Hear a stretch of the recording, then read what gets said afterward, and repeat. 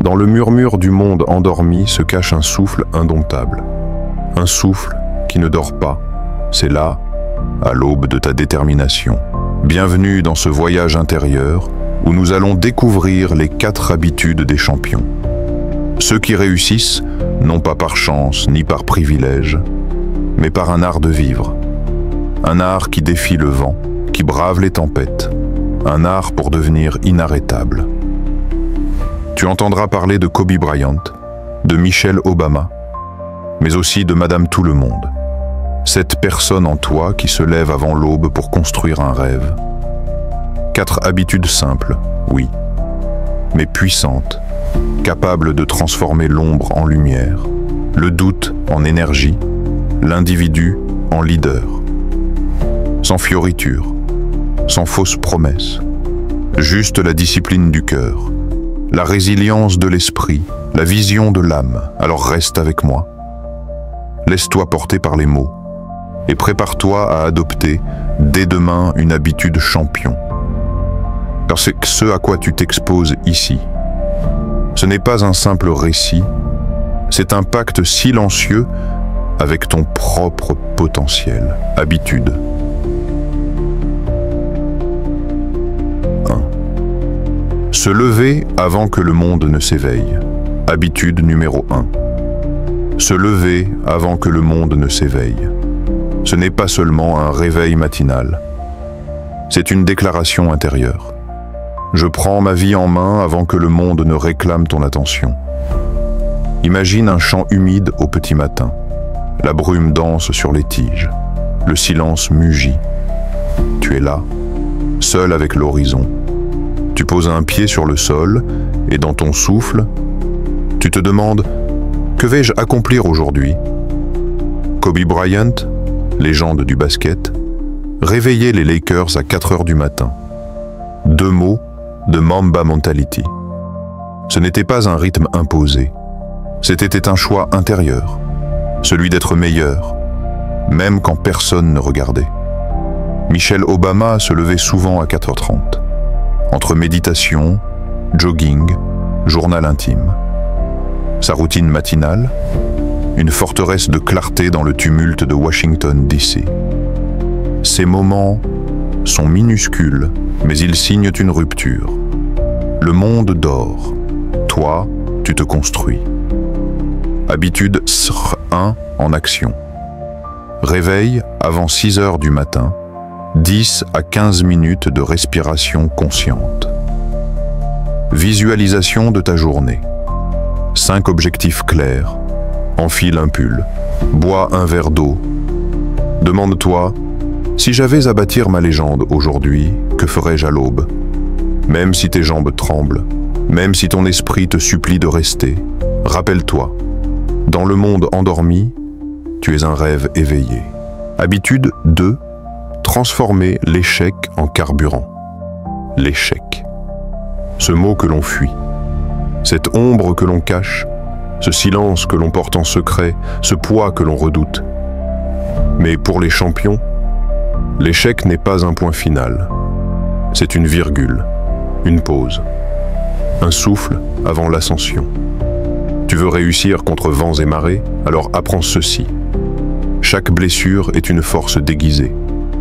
Chaque chute est un message, un entraînement, une forge où naît le métal. Le feu du phénix, les champions tombent.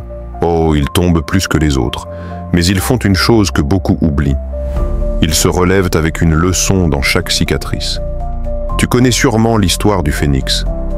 Cet oiseau mythique qui renaît de ses cendres. L'échec pour lui, ce n'est pas la fin. C'est le commencement. Et si tu étais ce phénix?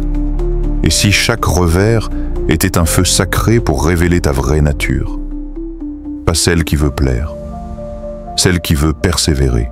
Oprah Winfrey. L'échec ne définit pas, il affine. Oprah.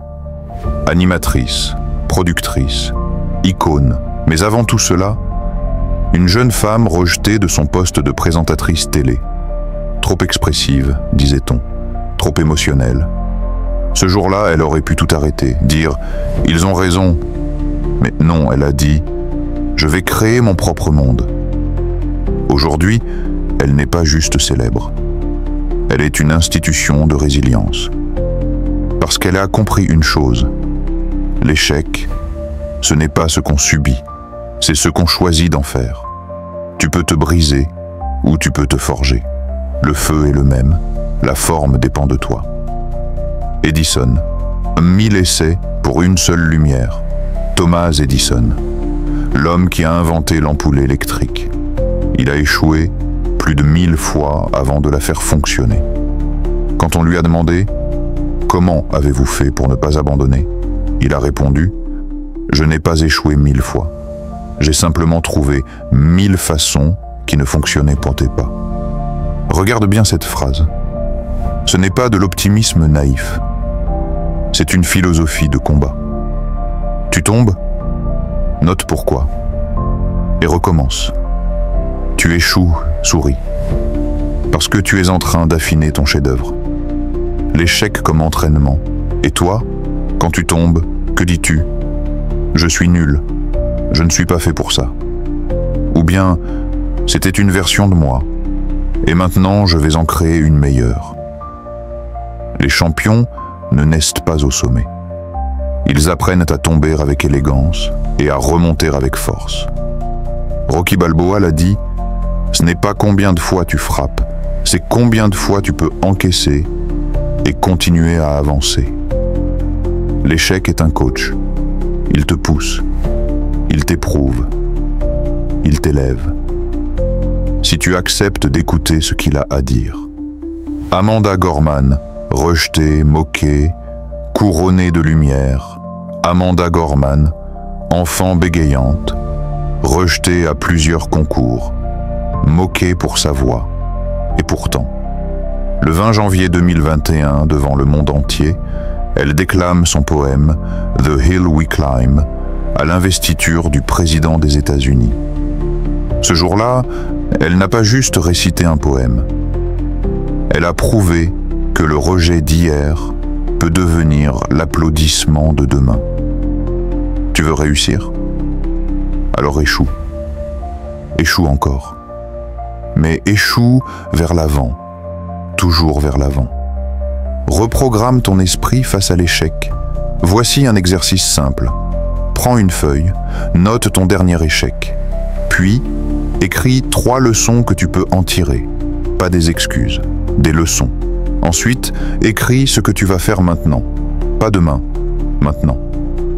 Les champions ne laissent pas le passé écrire leur futur. Ils s'en servent comme pierre angulaire de leur ascension. L'échec te forge. Il te dit « Tu es prêt à devenir meilleur ». Mais il ne fera pas le travail à ta place. C'est à toi de prendre le marteau et de sculpter ton prochain niveau. En résumé, habitude number 2 en action. Habitude numéro 2.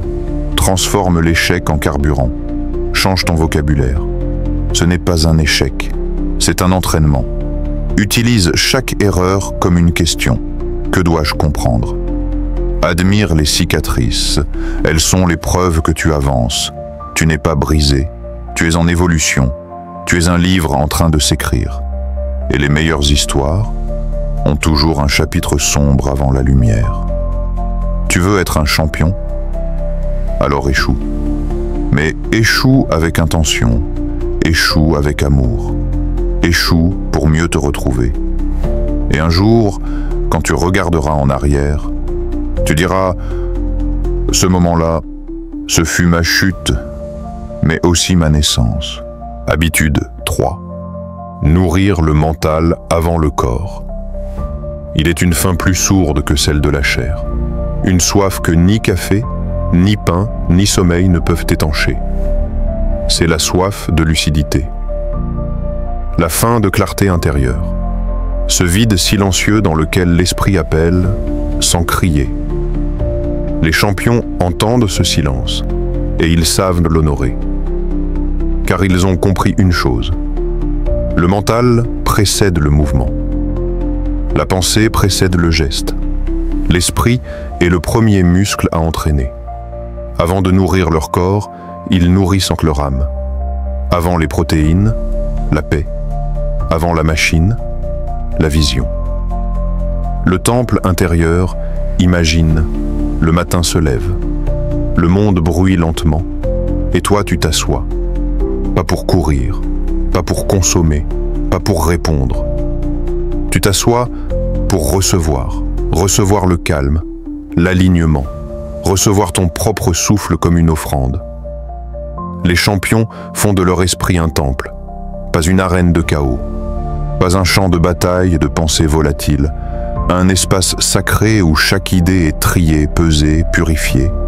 Et ce travail commence chaque jour, avant les courriels, avant les réseaux, avant le vacarme. Serena Williams, méditer pour frapper juste, Serena Williams. Puissance, endurance, technique. Mais au cœur de cette maîtrise, le silence. Un rituel qu'elle pratique depuis ses débuts. Méditation quotidienne, respiration, visualisation, présence. Elle n'entre jamais sur un court de tennis sans avoir visité l'arène intérieure. Elle ne frappe pas juste par force. Elle frappe juste par conscience. Et toi, quand tu ouvres les yeux, qu'est-ce que tu nourris en premier? L'agitation ou la direction? Les champions font un choix. Chaque matin, ils choisissent de créer avant de réagir, d'écouter avant de répondre. La discipline douce des esprits clairs, pas besoin d'être sage, pas besoin d'être moine. Il suffit d'être curieux de soi. Ferme les yeux, inspire, expire. Quelles pensées t'habitent? Sont-elles tiennes ou simplement les échos d'un monde qui hurle? Les champions cultivent leur jardin mental comme on cultive un champ sacré. Chaque matin, ils arrachent les mauvaises herbes, la peur, la distraction, le doute, et ils plantent une intention, une vision, un engagement. Ils savent que ce que tu tolères dans ton esprit finira par se manifester dans ta réalité. Des rituels simples, des esprits immenses, les esprits les plus brillants ne sont pas ceux qui savent tout. Ce sont ceux qui écoutent tout en eux. Chaque matin, le Dalai Lama lit pendant 2 heures. Pas pour apprendre, pour s'ancrer, pour se souvenir que le monde intérieur est plus vaste que le tumulte extérieur. Bill Gates lit un livre par semaine. Pas pour afficher, pour nourrir, pour que chaque idée devienne une brique dans le château de sa vision. Et toi, as-tu nourri ton mental aujourd'hui? Ou l'as-tu affamé de distractions? Les champions savent que la pire famine est celle de sens. Celle du vide intérieur qu'aucun succès visible ne peut combler. Habitude 4. Entreprendre pour un but plus grand. Il y a 2 façons de vivre. Courir après le monde, ou le traverser en laissant des traces. L'une te laisse épuisé, l'autre te rend immortel. Les champions ne courent pas pour eux seuls. Ils avancent pour quelque chose qui les dépasse. Un feu, un appel, une cause. Tu peux travailler pour l'argent, ou œuvrer pour une mission. Tu peux te lever pour cocher des cases, ou te lever pour changer une réalité. Les vents et les marées n'arrêtent pas ceux qui savent pourquoi ils rament. Ils fléchissent parfois, mais ils ne s'arrêtent jamais. Le feu sacré de la vision, ce n'est pas le talent, ce n'est pas l'intelligence, ce n'est même pas la discipline qui crée les êtres hors normes. C'est le feu de la vision, cette étincelle intransmissible qui vibre dans leurs entrailles et chuchote « Tu es là pour plus que toi-même ». Pas besoin que ce soit grand pour les autres, mais il faut que ce soit immense pour toi. Un but noble, une cause juste, une voix intérieure qu'on refuse d'ignorer. Les champions vivent pour servir une idée plus vaste qu'eux-mêmes, et c'est cette idée qui les porte quand leurs jambes faiblissent. Muhammad Younous, l'entreprise comme remède, Bangladesh, la misère, l'impossible, et un homme. Muhammad Younous, il ne voulait pas devenir célèbre. Il voulait comprendre pourquoi les pauvres restaient pauvres. Il ne s'est pas contenté de parler. Il a créé la Grameen Bank. Une banque pour les oubliés, des prêts minuscules, mais des espoirs gigantesques. Un jour, on lui demanda « Pourquoi vous battez-vous ainsi ?» Il répondit simplement « Parce que je ne peux pas dormir en paix quand je sais qu'une mère ne peut pas nourrir son enfant. » Voilà la puissance d'un but plus grand. Ce n'est plus une ambition. C'est un devoir sacré. Et face à un tel devoir, les obstacles deviennent des marches. Les défaites deviennent des réglages. Le pourquoi avant le comment. Tu veux réussir. Ne commence pas par demander comment. Commence par demander pourquoi. Pourquoi tu fais ce que tu fais? Pour qui? Pourquoi? Si ta réponse est « pour moi », le jour où tu douteras de toi, tout s'effondrera. Mais si c'est pour quelque chose de plus grand, tu tiendras. Même quand ton ego tombera. Le pourquoi est un phare, pas un GPS. Il ne te dit pas toujours la route, mais il te rappelle toujours la direction. Créer pour guérir. Tu n'as pas besoin d'être parfait. Tu n'as pas besoin d'être riche. Tu n'as même pas besoin d'être prêt. Tu as juste besoin de vouloir contribuer. Ton projet peut être une chanson, une app, un livre, un mouvement, une boulangerie qui donne du pain en silence à ceux que personne ne regarde. L'action n'a pas besoin d'écho. Le cœur le sent déjà. Et les champions, eux, agissent même quand personne ne les regarde. Parce qu'ils savent pourquoi. Et ce pourquoi les pousse quand plus rien ne semble les porter. Ce que tu viens d'entendre, ce ne sont pas des leçons de gourou, ce sont des empreintes. Celles laissées par ceux qui ont marché contre vents et marées. Mais retiens bien une chose. Tu n'es pas spectateur de ces histoires. Tu es l'auteur de la tienne. Les habitudes des champions ne sont pas des privilèges. Ce sont des choix. Quotidiens, silencieux, invisibles parfois, mais explosifs avec le temps. Tu n'as pas besoin d'être parfait pour commencer. Tu n'as pas besoin d'avoir tout compris pour oser. Tu as juste besoin de dire « je décide ». Je décide de persister, d'oser rêver malgré les rires, de me lever quand tout pousse à me coucher, d'agir même quand je tremble. Tu n'es pas seul, tu es l'un des nôtres. Et chaque personne qui regarde cette vidéo jusqu'ici porte en elle la même graine de grandeur. Alors si ce message t'a touché, si tu ressens ce feu qui vibre doucement, ne le laisse pas s'éteindre. Abonne-toi. Pas seulement pour ne rien rater, mais pour faire partie d'un cercle qui croit que la vie est plus vaste que la routine. Laisse un commentaire. Dis-nous quelle habitude tu choisis dès aujourd'hui, pas demain, aujourd'hui. Car la différence entre ceux qui rêvent et ceux qui bâtissent, c'est un pas. Et peut-être que ce pas commence ici, maintenant, avec toi. À bientôt, futur champion. Le monde t'attend.